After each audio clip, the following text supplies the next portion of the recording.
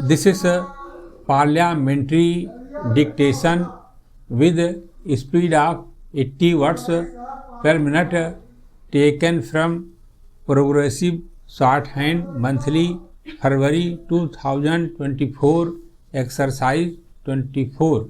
Please like, share and subscribe. Ready?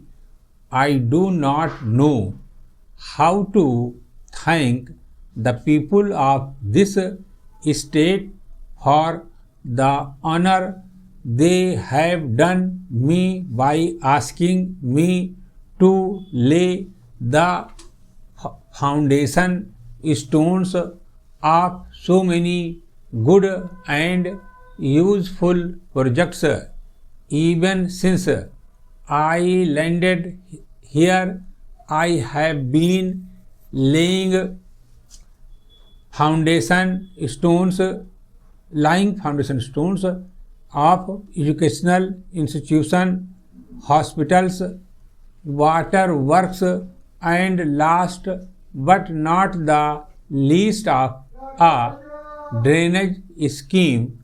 This is indicative of the large building program that the state government is undertaking to provide some essential comforts and amenities to the people, and is therefore a matter for gratification and congratulation.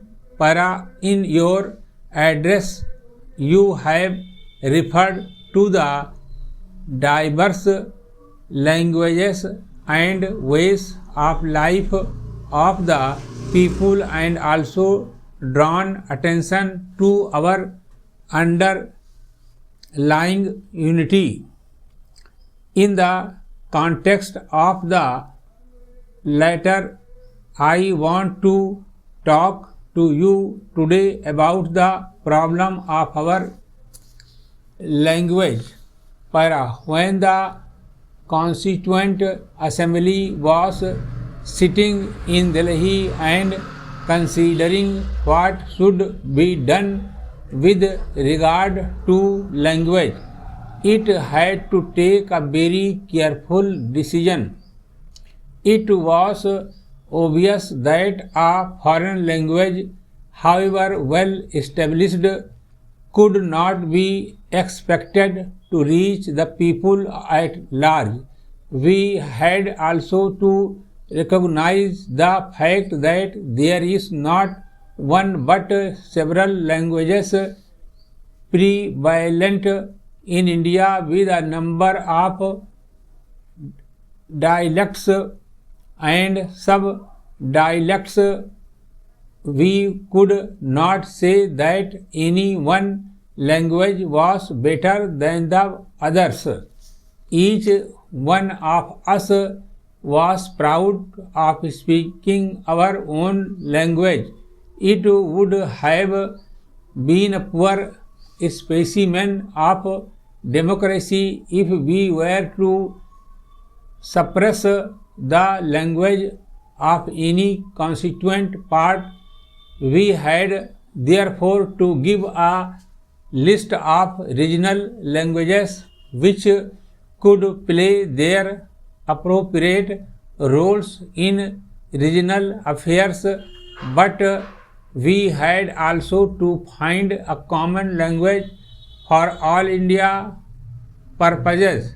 English had served this purpose for quite a long time, but as I said earlier, however useful it might have been in the past, it could not continue to perform the same function forever, and especially in the changed context of today, we had to find a substitute from among our own languages, and it was found that the languages which was spoken and understood by the largest majority of the people in Hindi.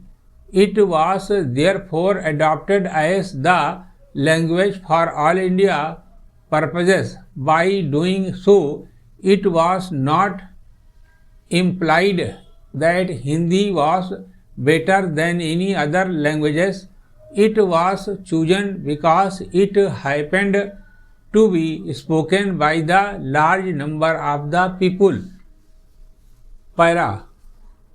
Misunderstandings are sometimes created and people start imagining that Hindi is being forced on them, not only as a Hindi speaking person but also as President of the Indian Republic. I can give you the assurance that there is no intention on the part of any responsible person to force this language on anyone. In fact, all that is intended is that those whose language is other than Hindi should acquire a working knowledge of it so that they may understand the state language. We must all be prepared to make that much of sacrifice in the interests of the unity of our country.